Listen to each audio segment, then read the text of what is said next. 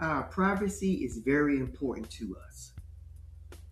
But the things we use every day, like our cell phones, our computers, might be putting our privacy in jeopardy. Let's listen to this video and see how that might be the case. Listen closely. Imagine you take a photo of your kid's rash to send it to the doctor, and a few hours later, cops show up at your front door. They're there because your phone ratted you out. Now imagine that same snitch mode running on every photo you take, every DM you send, every file you save, all before it's encrypted and all without a judge ever signing off on it. That's not science fiction, it's called client-side scanning. Cops and governments are actively pushing tech to turn it on, and big tech companies have pretty much built the machinery. I'm Jeff Hampton, the People's Lawyer, and in this video, I'm breaking down number 1, how cops are using client-side scanning to spy on your phone. Number 2, how the laws in the US, the EU, and even the UK are quietly normalizing mass digital searches. And finally, number 3, how you can fight back and stop cops from using this technology to spy on your phone. But we have to begin with, what in the world is client-side scanning? Right now, when companies scan for illegal stuff, like maybe images involving children or abuse or something along those lines, they start by using their servers. In other words, if you upload something on your phone, they check it out in the cloud on their server. With client-side scanning, the scanning actually takes place on your device. Now get this. The scanning happens before the message is sent, before the photo is backed up, and before encryption ever kicks in. So even if you're using end-to-end encrypted apps like Signal or WhatsApp, your phone can still quietly analyze things like number 1, what you choose to type, number 2, what you see, and number 3, what you choose to save. And when I say report, it'll report it to the server and then possibly report it to the police. Now you say, Jeff, come on, it's not all that bad, is it? And in fact, that's exactly what the politicians say. The politicians say something like this, quote, "We're not breaking encryption. The messages are technically still encrypted." Now, technically, that's true. But if government and the cops can see everything on one end of the conversation, then encryption is basically dead in practice. It's like putting a CCTV camera in your bedroom and saying, no, we're not bugging your walls. We're just recording everything you do. So at this point, you might stop and say, Jeff, come on, this is probably just a scary idea. Unfortunately, the foundations for all of this taking place are already on your devices. Let's start with Apple. In 2021, Apple introduced a system on their phones that would allow them to scan for images on your phone that could depict some type of abusive situation that children were involved in. But the scanning would not happen on the server, it would happen on the device, client side. Here's how it would work. Your phone would generate a fingerprint of each photo you take. They would then compare that photo to a government-approved database. If the match was sufficient, your account would then be flagged and police would be notified. Now, only after a huge backlash did Apple decide to pause the rollout. But here's the part nobody talks about. They left all the software and hardware in place to continue the monitoring. In fact, Apple's operating system still syncs with an AI service that will analyze both photos and texts locally. Now, officially, it's only for helpful features like recognizing your dog or reading text from photos. But with a simple software update, the same plumbing in that phone can be repurposed to scan for anything the government asks for. Today, it may be find my cat in my photos.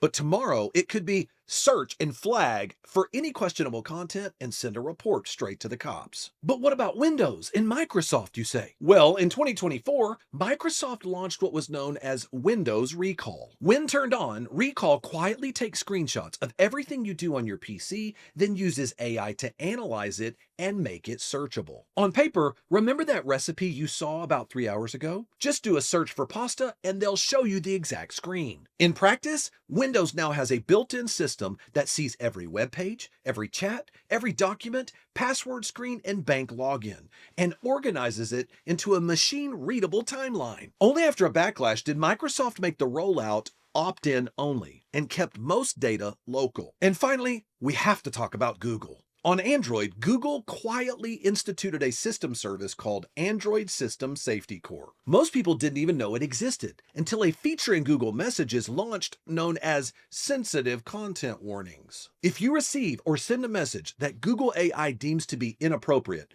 perhaps maybe nudity, then this is exactly what Google will do. They will, number 1, blur the image. Number 2, show you a warning. And number 3, try to nudge you in a different way in terms of your behavior. Google proudly says that this detection happens on device for your privacy. But let's zoom out. To blur sensitive images, your phone has to scan the image in the chat, including end-to-end encrypted ones. And then the AI can analyze whether they think that image is appropriate. Right now, Google claims to just be protecting you, but the pipeline is in place. If your system can now 1, screenshot everything, number 2, understand what's on the screen, and number 3, save it in a neat database, then one policy change, one update could start flagging all of your content and uploading alerts to the police. So the 3 biggest platforms already have general content scanners baked in. The only missing piece? A new law that says turn them all on, or else. You say, Jeff, come on, you've got to be fear-mongering. There's no such laws really out there, are there? Well, let's start with the EU, because in the EU, there's a proposal out there nicknamed chat control. The sales pitch from the politicians? We're just protecting children from abusive images. The fine print? The law in the EU would allow for, number 1, scanning all private messages. Number 2, even in encrypted apps.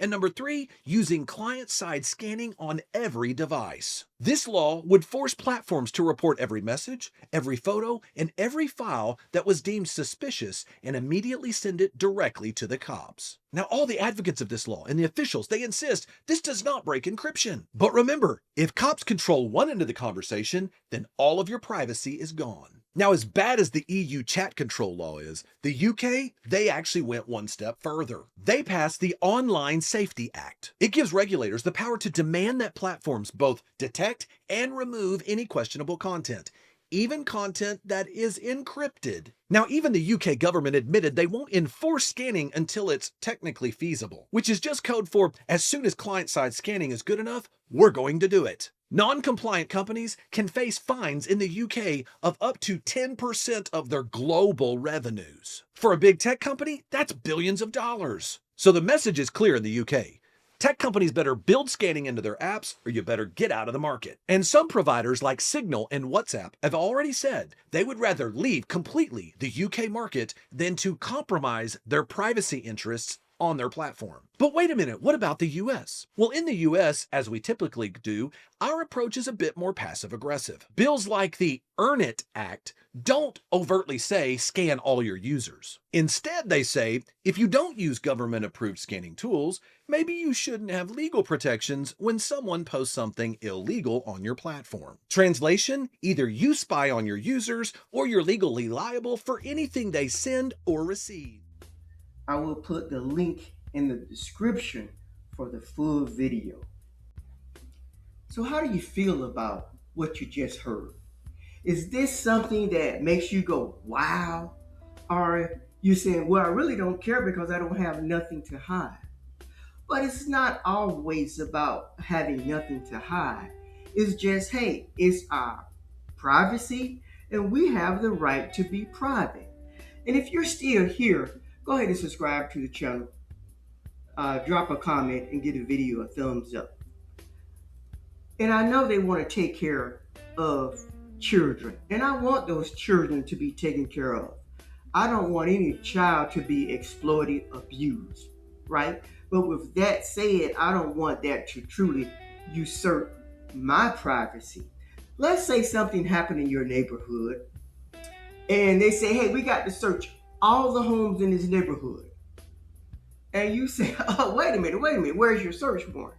Well, we don't need the search warrant anymore because something happened. And so we're going to come in everybody's house. You may say, oh, Pine, that's crazy, that's too hypothetical. But if they can do this, where does it end? The old saying still holds true. Give an inch, they'll take a mile. So hey, once again, subscribe to the channel, drop a comment, give the video a thumbs up, and remember, old Pine matters sometimes.